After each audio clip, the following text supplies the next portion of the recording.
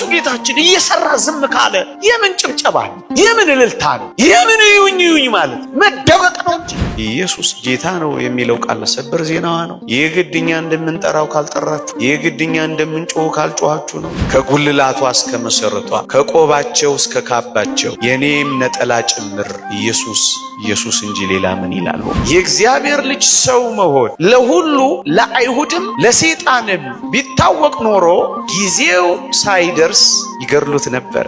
እግዚአብሔር ሰዎችን ለማስደነቅ የሚሞክር ለተርእዮ የሚሰራ አምላክ አይደለም።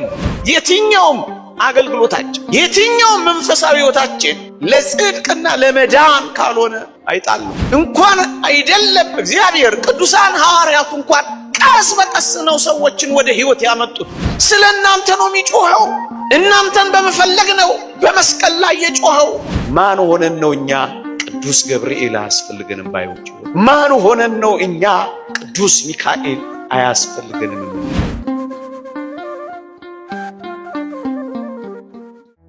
ከዚህች ዓለም ገዢዎች አንዱስ እንኳን ይህን ጥበብ አላወቀው። አውቀውስ ቢሆን የክብርን ጌታ ባልሰቀሉትም ነበር።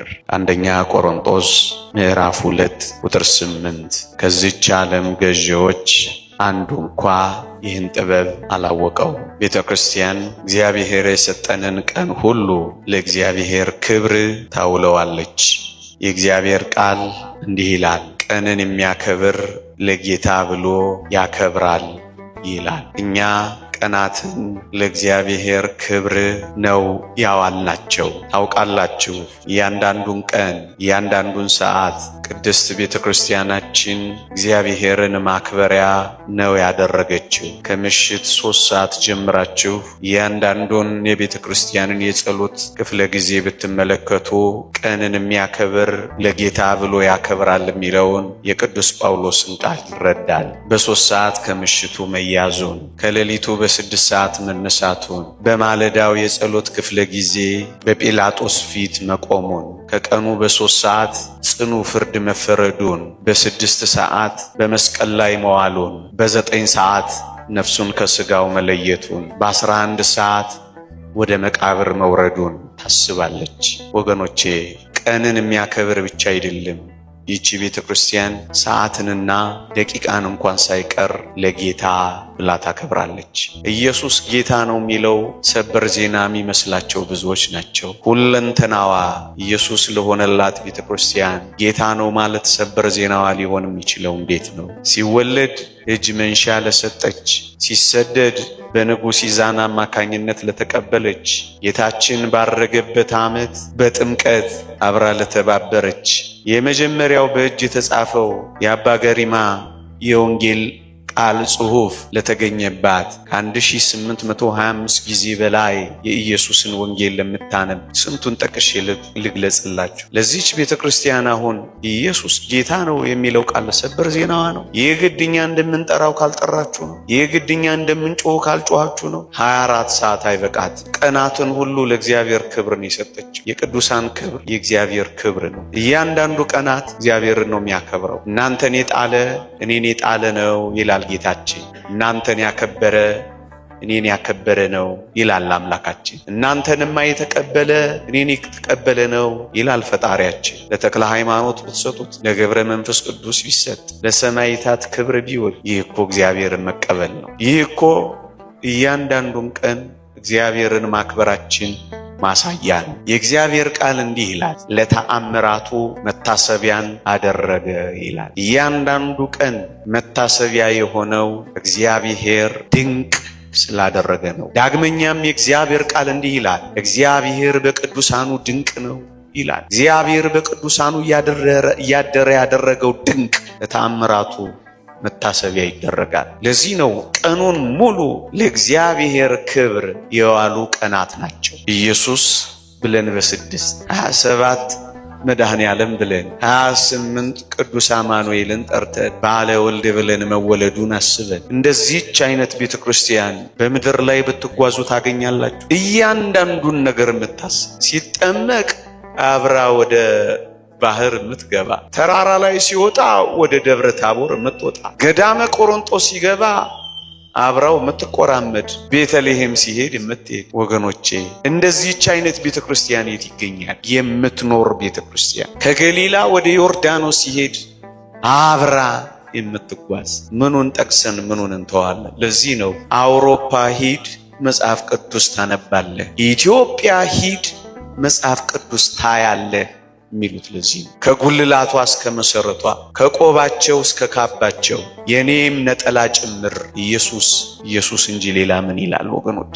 ነጭ መልበሳችሁ፣ ደግሞም ማመሳቀላችሁ፣ ደግሞም ማጣፋታችሁ፣ ደግሞም ማዕተባችሁ ከጌታችን በቀር ማንንም ይገልጠዋል? አንዳንዶች በእውነት ይታለላሉ። እቺን ቀን ጥቂት ማሰብ ፈለኩና ነው ይህንን እንደ መግቢያ ለመናገር የፈለኩት። ከዚህች ዓለም ገዢዎች አንዱ እንኳን ይህን ጥበብ አላወቀው።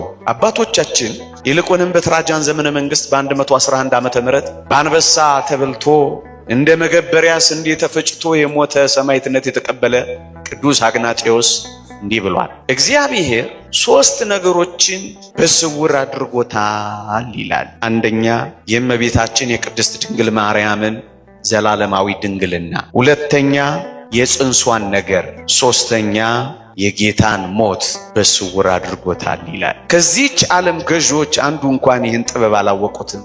ለምን?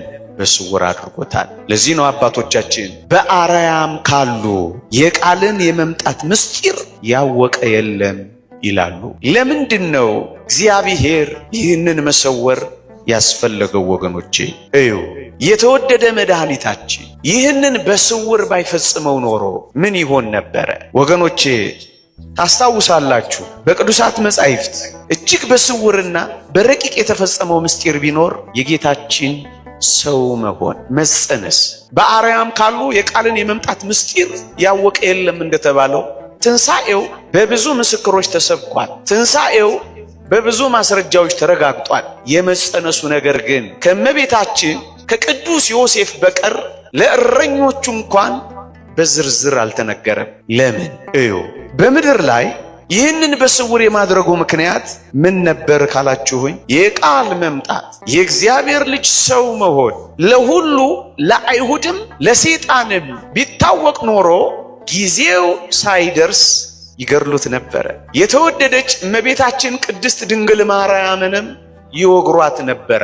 ምድርን በኪደተ እግሩ በንዝህተ ደሙ ሳይቀድሳት፣ በቃሉ ትምህርት ሳይፈውሳት፣ እሱን በማወቅ ሳይሞላት፣ ጉስቁልናዋን ሳያድሳት፣ ደግሞም ቤዛነቱን በመስቀል ላይ ሳይገልጥ ቀድመው እንውገረው ብለው እሷን ይገሏትና ይወግሯት ነበረ።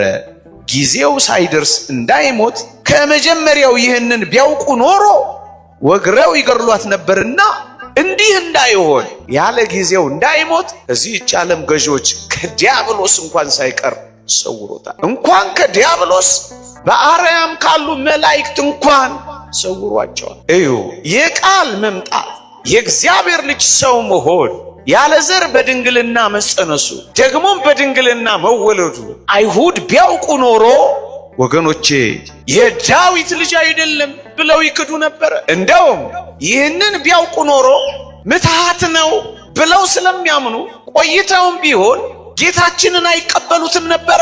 በድንግልና ተጸንሶ ያለ ዘር እንደተወለደ ከአጋንንትና ከሰይጣናት ሊሰውር ነበረ። ለምን?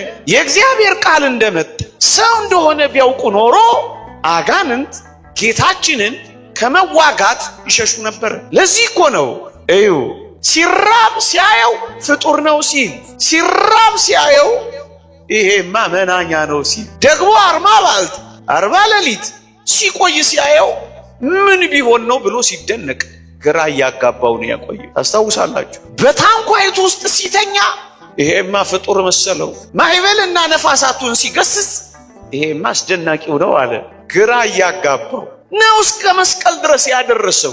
እግዚአብሔር ያሳያችሁ። በመስቀል ላይ እንኳን እዩ አምላኬ አምላኬ ለምን ተውኸኝ የሚል ድምፅ ሲሰማ የአዳምን ጩኸት በመስቀል ላይ ሲጮህ ይሄማ ፍጡር ነው ብሎ ነው የቀረበው።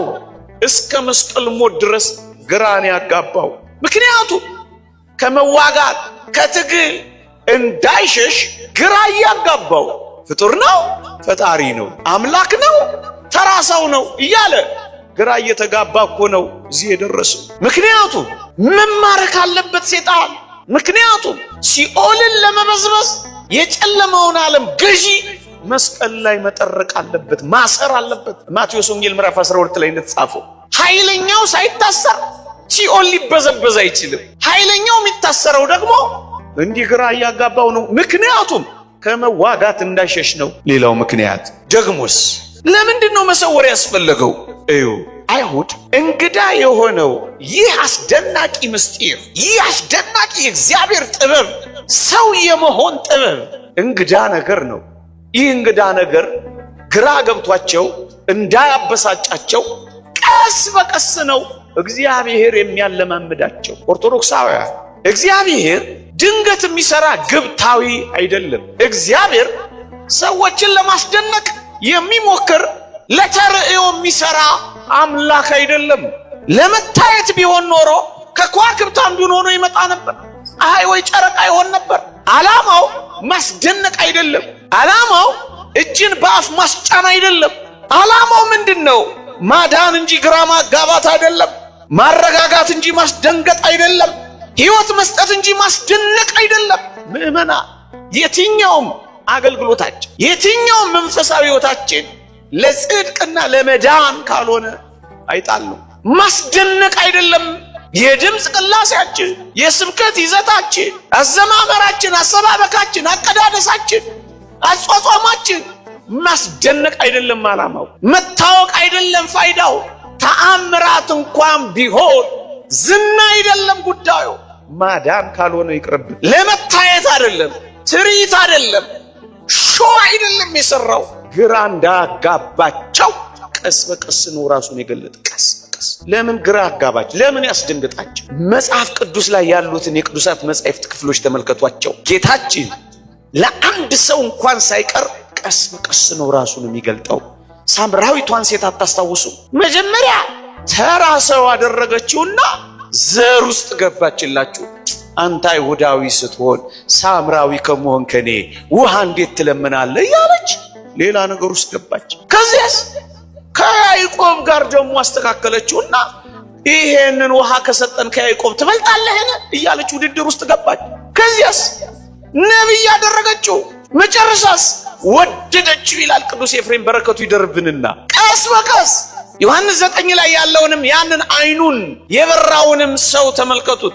መጀመሪያ ሰው ብቻ፣ ከዛስ የእግዚአብሔር ሰው፣ ከዛስ ነቢይ፣ ከዛስ አምልኮ የሚገባው ነውና ብሎ ሰገደለት። ቀስ በቀስ ምዕመናን፣ እግዚአብሔር እንኳን አይደለም እግዚአብሔር ቅዱሳን ሐዋርያቱ እንኳን ቀስ በቀስ ነው ሰዎችን ወደ ሕይወት ያመጡት። ቅዱስ ጳውሎስን ተመልከቱ። አይሁድን ወደ ሕይወት ለማምጣት ቀስ በቀስ አላስደነገጣቸው። የዕብራውያንን መልእክት፣ የሮሜን መልእክት ሲጽፍ ቀስ በቀስ ነው የሚያስረዳቸው። መጀመሪያ አልነቀፋቸው፣ አላባረራቸው። ግዝረት የምትባለውን እንኳን ትልቅ ከሰንበት በላይ የሚያከብሯትን እንኳን ቃሉን አልተጸየፈውም። ግዝረት እያለ ቀየረው እንጂ ቋንቋውን የልብ መገረዝ እያለ አመጣው እንጂ አላባረረባቸውም በአንድ ጊዜ። አንዳንዶች በአንድ ጊዜ እንዴት ይሆናል? ለምንድን ነው? ግራ እንዳይጋቡ ነው የሰወረው። እንግዳው ነገር አበሳይቷቸው ግራ ተጋብተው እናጥፋው እንዳይሉ እኮ ነው በጥላነት እያለማመደ ያደረስ። ወገኖቼ፣ እንኳን ሰው ሆኖ በብሉይ ኪዳን በኦሪት እንኳን ያደረጋቸው ስራዎች በሙሉ ማለማመጃ ናቸው። ዋናውን ዲዛይን ለማምጣት፣ ዋናውን ነገር ምድር ላይ ለማስቀመጥ ብዙ ዲዛይኖች ቀድመው እንደሚኖሩ እዩ። መካናትን ሴቶች እየወለዱ እያሳየ ድንግሏ እንደምትወልድ በሩቅ አመለከተ። ኢየሱስ የሚል መድኃኒት ስም እንደሚመጣ ኢያሱ እያስባለ ኢሳይያስ እያስባለ እያለማመደን ያመጣው እንዳያበሳጫቸው፣ ግራ እንዳይገባቸው እንዴት እንደተጠነቀቀላቸው እንኳን ተመልከቱ። አንድ ሊቅ ምን ይላል? አምላኬ አምላኬ ለምን ትተወኛለህ የሚለው የመዝሙር 21 ጩኸት እንኳን ይላል ለአይሁድ የተሰጠ ጥሪ ነበር ይላል። ምክንያቱም ሁል ጊዜ ዳዊትን ይደግማሉ እነሱ ምን እያሉ አምላኬ አምላኬ እያለ። ስለ እናንተ ነው የሚጮኸው፣ እናንተን በመፈለግ ነው በመስቀል ላይ የጮኸው። ይህ እንኳን የሆነው አይሁድን ለመጥራት ነው ይላል። ያለማመዳቸው እንዲያስደንቅ ግራ እንዳጋባቸው ማዳን እንጂ ማስደነቅ አልነበረም ዓላማው። ሌላው ይሄ ነው። ታዲያ እንዴት አድርጎ ሰወረው ካላችሁ ይሄ ሁለተኛው ነጥባችን። እንዴት አድርጎ ሰወረው? እንዴት አድርጎ ይሄንን በስውር ፈጸመው ካላችሁ የተወደደች እናቱን ለቅዱስ ዮሴፍ በመታጨት ውስጥ የቃል መምጣት ሰወረው። ወንድ አጠገቧ አቆመና ሰወረው። ወንድ አጠገቧ ሳይኖር ብትጸንሰው ኖሮ አሁን ያልኳችሁ ነገር በሙሉ ያበሳጫቸዋል፣ ግራ ይገባቸዋል። ሰይጣንም ከመዋጋት ይርቃል፣ ይሸሻል። እንግደላት ብለው ይወግሯት ነበር። አንዲት ሴት ወንድ አጠገቧ ሳይኖር ብትጸንስ ተወግራ ትሞት ነበረ። ዓለምን ለማዳን የመጣ በእናቱ ላይ ይፈርዳል። በቅዱስ ዮሴፍ መታጨት ውስጥ ይህንን አስደናቂ ምስጢር በዝምታ ፈጽሞታል። ለዚህ እኮ ነው አስደናቂ ተአምራትን እያሰራ ታስታውሳላችሁ። አትናገሩ እኮ ነው የሚለው። እንዳትናገሩ ደብረ ታቦር ይዟቸው ሲወጣ አትናገሩ እኮ ነው ያላቸው። ምን አይነት ጌታችን ነው! ለምንድን ነው እኛ እንዲነገርልን የምንፈልገው? ራሱ ጌታችን እየሰራ ዝም ካለ የምን ጭብጨባ ነው? የምን እልልታ ነው? የምን ይዩኝ ይዩኝ ማለት መደበቅ ነው እንጂ እንዲህ አስደናቂ ስራ ሰርቶ ከተደበቀ መናኛ ስራ እንኳን የማንሰራው እኛማ እንዴት ነው የምንታየው? ቅዱሳን መላእክት እንኳን በእግዚአብሔር ፊት ለመታየት እንዴት ላለመታየት አታስታውሱ? በሁለት ክንፋቸው ፊታቸውን ይሸፍናሉ፣ በሁለት ክንፋቸው እግሮቻቸውን ይሰውራሉ፣ በሁለት ክንፎቻቸው ይበራሉ። በፊት እንዴት እንታያለን ይላሉ። አንቺ ውድ እህቴ ሆይ መላእክት እንኳን የሚሸፈኑ ከሆነ እኛ ይሄ የተበጣጠሰ አጫጭር ነጠላችን እንዴት ያስፈራል? መላእክት እንኳን በፊቱ የሚሰወሩ ከሆነ እኛ መደበቅን እምቢ የምንለው ለምንድን ነው? ለዚህ ነው የአባቶቻችን የቅድስና ሕይወት በሙሉ ታየት አይደለም፣ ማስገረምና ማስደነቅ ዝና አይደለም። ከዚህ ውጭ ነው። ቅዱስ ዮሴፍን አጠገቧ በማድረግ ሰውሮታል። ወገኖቼ ታስታውሳላችሁ። ለምንድን ነው እንዲህ ያደረገው? ለምንድን ነው ቅዱስ ዮሴፍን አጠገቧ በማድረግ አንደኛ ተወግራ እንዳትሞት ነው። አሁን እንዳልኳችሁ ቢያውቅ ኖሮ ምን ያደርጋል? የቃልን መምጣት ደግሞ አስደናቂውን የጽንሱን ነገር የዚህ ዓለም ገዢ የተባለ ዲያብሎስ ቢያውቅ ኖሮ ምን ያደርግ ነበር? ቢጠራጠር ኖሮ ምን ያደርግ ነበር? እዩ ሰባ ሰገል ከሁለት ዓመት በኋላ የተወለደው የአይሁድ ንጉሥ ወዴት ነው እያሉ ሲመጡ በሰማ ጊዜ ታስታውሳላችሁ ምን ነበር የተደረገው? በሄሮድስ ላይ አደረና 144,000 የቤተልሔምን ሕፃናት አስፈጃ። ሲጠራጠር እንዳስፈጀ ታስተውላላችሁ። የመጸነሱን ነገር ቢያውቅ አይደለም ቢጠራጠር ኖሮ ምን ያደርግ ነበር ካላችሁኝ የጸነሱ እናቶችን በሙሉ ምን ያደርግ ነበር? ያስገድል ነበር። ለዚህ ነው በስውር ያደረገው። እንደውም አንድ ሊቅ ምን ይላል ስለ ቅዱስ ገብርኤል ሲናገር ከልዑል ዘንድ ለእርሱ ብቻ ተነግሮታል፣ ሊነግራት ወደደ፣ በጉዞ እንዳይዘገይ በፈጣን ክንፎቹ በረረ ይልላቸዋል።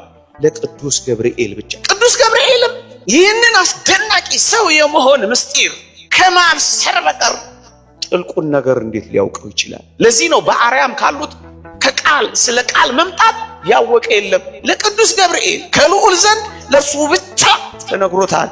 ደግሞስ ሊነግራት ወደደ፣ በጉዞ እንዳይዘገይ በፈጣን ክንፎቹ በረረ ይላል። ዲያብሎስ ይሄንን ቢያውቅ ምን ያደርግ ነበር?